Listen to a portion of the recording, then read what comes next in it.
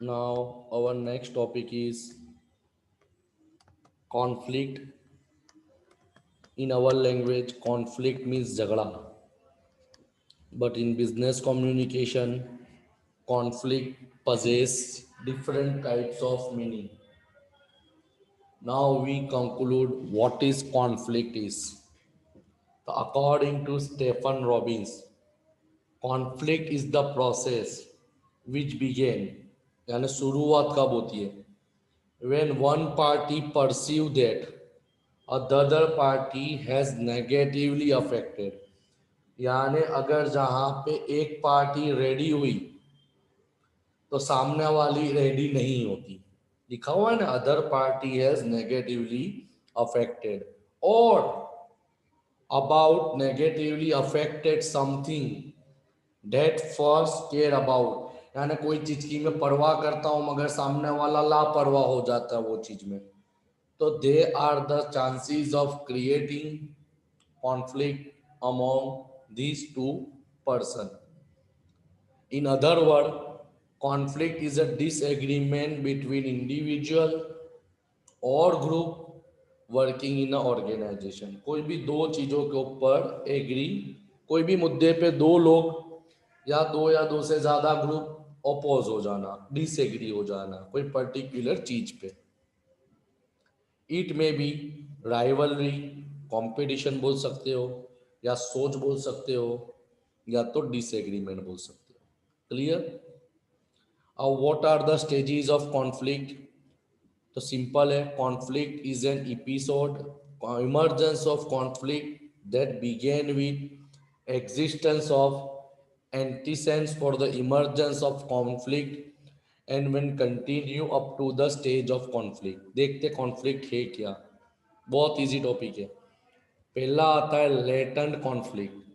Latent conflict का मतलब क्या, ईच कॉन्फ्लिक्ट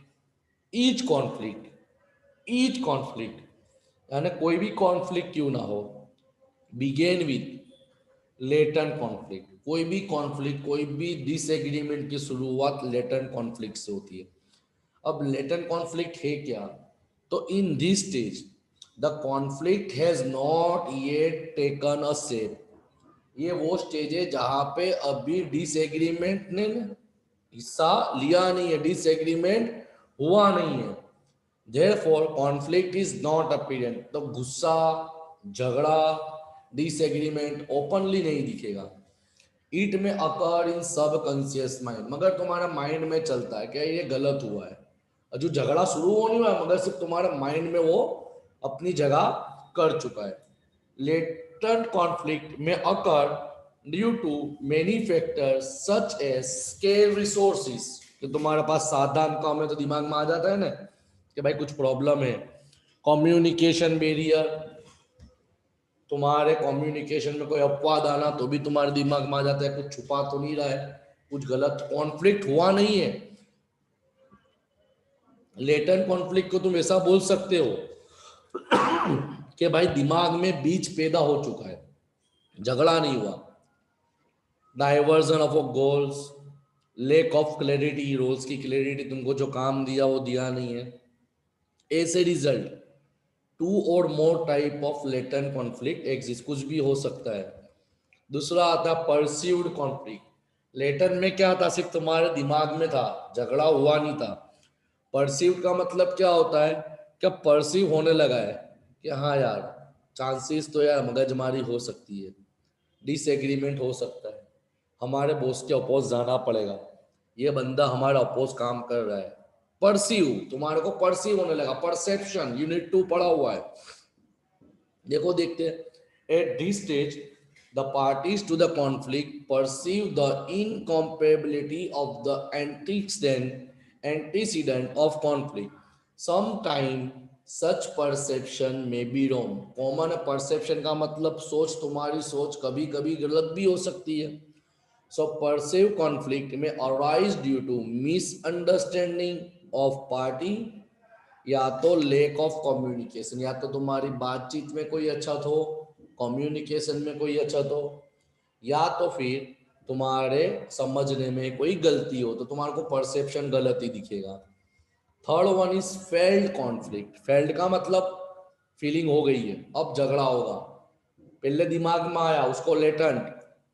परसीव का मतलब महसूस होने लगा, फेल्ड का मतलब महसूस हो ही गया। Eight this stage parties to the conflict actually feel that they have some conflict among themselves। Feel होने लगा कि उनके बीच में कोई झगड़ा है। Failed conflict is totally different from perceive conflict. दोनों दो चीज बहुत ही अलग अलग है, फेल्ड कॉन्फ्लिक्ट और perceive conflict. when one party have some differences of opinion with his colleague or superior, it is a stage of perceived conflict। Example दिया, क्योंकि परसीव का मतलब भी तुम्हारे परसेप्शन होता है और फेल्ड का मतलब भी तुम्हारे महसूस करना होता है। But number two, when the party internalize or personalize such difference, he become worried or tense or anxious, it is felt conflict। बहुत बड़ा पॉइंट स्पेसिफाई करा है कि परसीव में क्या था कि भाई तुम्हारे और तुम्हारे साथीदार में कोई डिफरेंसेस पैदा हुए, तो वो फेल्ट हुआ। मगर वो डिफरेंसेस की वजह से तुम्हारे को टेंशन आने लगा, तुम घबराने लगे, तुम वरीड होने लगे, तुमको गुस्सा आने लगा, तो ये फेल्ड कॉन्फ्लिक्ट हो गया। Number four, manifest conflict. Eight this stage two parties to the conflict show a variety of confliction behavior। Manifest का मतलब झगड़ा हो जाना, जैसे ओपन एग्रेशन, खुल्लम खुल्ली गाली बोलना, आमने सामने आ जाना, लड़ पड़ना, हाथापाई पे आ जाना। It is a serious stage of conflict, it require the resolution conflict mechanism. यानी ये स्टेज आ गया, इसका मतलब झगड़ा बढ़ गया, तो एक ऑप्शन है, इससे बचना है तो झगड़े का सॉल्यूशन आपको लाना पड़ेगा। And number five, conflict aftermath. Aftermath का मतलब झगड़ा हो गया, दो लोग एक दूसरे से लड़ चुके, तो उनके बीच में सॉल्यूशन करा के दूर करवाना कि भाई ये चीज आगे से नहीं होनी चाहिए, and so on. When conflict resolution mechanism is applied, it में सप्रेस द कॉन्फ्लिक्ट और रिजॉल्व द कॉन्फ्लिक्ट। अगर झगड़ा हुआ तो तुम झगड़े के बीच में पड़े सॉल्व कराने, तो दो ऑप्शन हो गए, या तो झगड़ा बढ़ सकता है या तो झगड़ा सॉल्व आउट हो जाएगा। If conflict is just surpass, surpass का मतलब बढ़ जाना, then the latent condition of the conflict may be aggravated or exploded in serious form in future। अगर ये बढ़ गया तो आने वाले समय में ये और भयानक रूप ले सकता है। But if it resolve ambiguously, it become basic from cooperative behavior in future। मगर ये यहीं पे सॉल्व आउट हो गया तो आने वाले समय में ये झगड़े दोबारा नहीं होंगे और कोऑपरेशन बना रहेगा। क्लियर? क्लियर? अब आता है most IMP question, strategy from conflict resolution, या तो mode of conflict resolution. Conflict को रिजोल्व कराने के मोड कौन से? कंटिन्यू क्वेश्चन ही पढ़ेंगे। मोड ऑफ कॉन्फ्लिक्ट रिजोल्यूशन और strategy of conflict resolution are the action which are required to solve the conflict. जो जरूरी है, तुमको कैसा बिहेव करना है, कैसा एक्ट करना है, कैसे रिएक्ट करना है, ताकि प्रॉब्लम का सॉल्यूशन निकाला जा सके, झगड़े का कोई निकाल आ सके। The mode of conflict depend upon stand adopted by the party to the conflict in terms of self and other. यानी ये कॉन्फ्लिक्ट का मोड डिपेंड करता है, रिजोल्यूशन डिपेंड करता है कि जो पार्टी के बीच में कॉन्फ्लिक्ट हुआ है तो एक दूसरे का स्टैंड कैसा है। जैसे number one, if the concern for self is high, the behaviour is assertive. Assertive means positive. If the concern for self is low, मुझे थोड़ा छोड़ देना है, छोड़, तो बिहेवियर कैसा होगा? अनअसर्टिव। अब इसी तरह if the concern of other is high, सामने वाले का कंसर्न भी हाई है, तो यहाँ पे बिहेवियर कैसा रहेगा? दोनों के बीच में सलाह सूचन हो जाएगी, कोऑपरेशन से प्रॉब्लम सोल्व आउट हो जाएगा। But if the concern is low, मगर सामने वाले का कंसर्न लो है, तो बिहेवियर कैसा रहेगा? भले मैं जितने भी हाथ जोड़ू वो करूँ भाई, माफ कर दे, छोड़ दे, जाने दे, पर यहाँ पे सामने वाले का मैटर अनकोऑपरेटिव रहेगा। अपने यही मोड्स को डिटेल में देखते हैं। तो इसमें 5 चीज आती है। Number 1, avoidance. At the name suggest, avoid करना, इग्नोर करना।